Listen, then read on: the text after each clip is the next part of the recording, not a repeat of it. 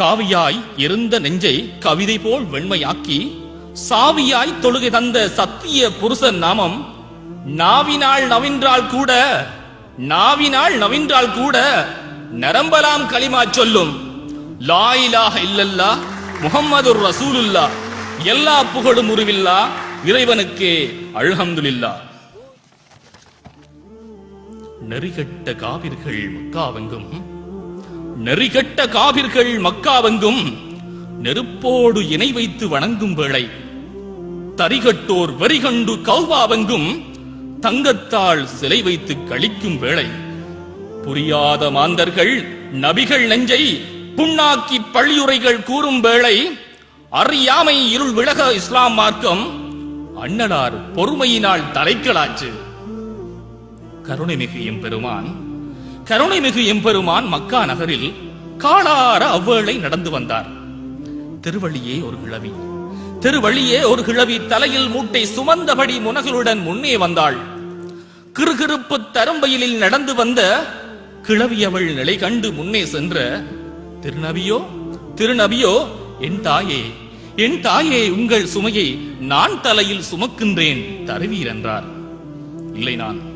இல்லை நான் தொலைதூரம் செல்ல வேண்டும், வீண் சிரமம் உமக்கதற்கு விலகும் என்றாள்.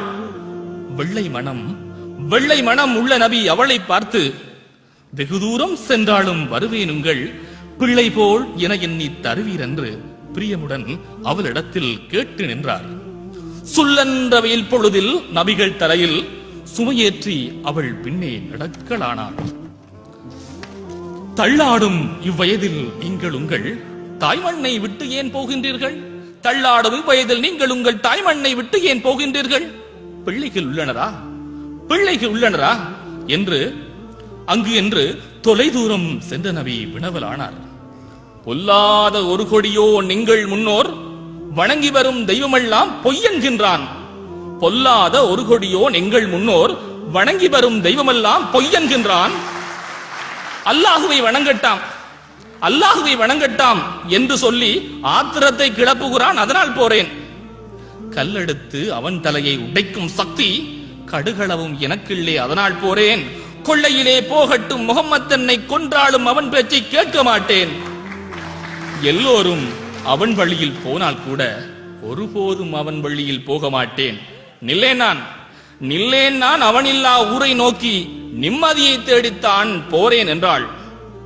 வறுமைப்பூ தன் வாழ்வில் பூத்த போதும் வயிற்றினிலே கல் சுமந்து நின்ற மன்னர் பொறுமையினை, எளிமையினை, நேர்மை தன்னை பொக்கிசமாய் வைத்திருக்கும் எங்கள் தூதர் அருமை நபி அல்லாஹ்வின் அருளினாலே அருங்குணங்கள் அத்தனையும் கொண்ட அண்ணல் சிறுமையுடன் அவள் சொன்ன பேச்சை கேட்டு சிறிதளவும் கோபமின்றி தொடர்ந்து சென்றார். கேவலமாய் ஒருவரமை கேலி செய்தால் கேட்டிருந்து ரசிப்போமா? உடனே பேசும் நாவரத்து அவர் கையில் கொடுத்து விட்டு நம் சக்தி என்னவென்று காட்டுவோமா? கேவலமாய் ஒருவரமை கேலி செய்தால் கேட்டிருந்து ரசிப்போமா? உடனே பேசும் நாவரத்து அவர் கையில் கொடுத்து விட்டு நம் சக்தி என்னவென்று காட்டுவோமா? சாபமிட்ட கிழவி அவள் சுமையை தூக்கி சாந்தி நபி சாந்தமுடன்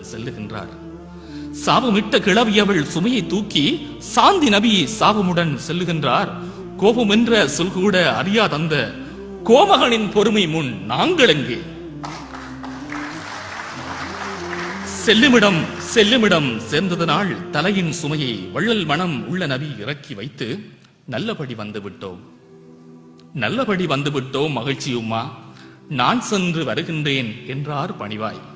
நல்லபடி வந்துவிட்டோம் மகிழ்ச்சியும்மா, நான் சென்று வருகின்றேன் என்றார் பணிவாய். எல்லையற்ற பேரன்பு உள்ளம் கொண்ட பிள்ளை நீர் யாரென்று கிழவி கேட்டாள். எல்லையற்ற பேரன்பு உள்ளம் கொண்ட பிள்ளை நீர் யாரென்று கிழவி கேட்டாள். அள்ளல் தரும் கொடியவனாய் நீங்கள் சொன்ன பொல்லாத நபி முகம்மது நான் தான் என்றார். அள்ளல் தரும் கொடியவனாய் நீங்கள் சொன்ன பொல்லாத நபி முகம்மது நான் தான் என்றார். சங்கை மிக்க நபி பெருமான் வார்த்தை கேட்டு கங்கை போல் நீர் பெருக அழுத மாது தங்கமனம் படித்தவரே நபியை உம்மை தவறாக பேசியதை மன்னியுங்கள். உங்களது பொறுமையினால் இஸ்லாம் மார்க்கம் உலகமெல்லாம் பரவும் இது உண்மை என்று அங்கமெல்லாம் நடுங்க ஈமான் கொண்டு அண்ணலார் கரம் பற்றி களிமா சொன்னார்.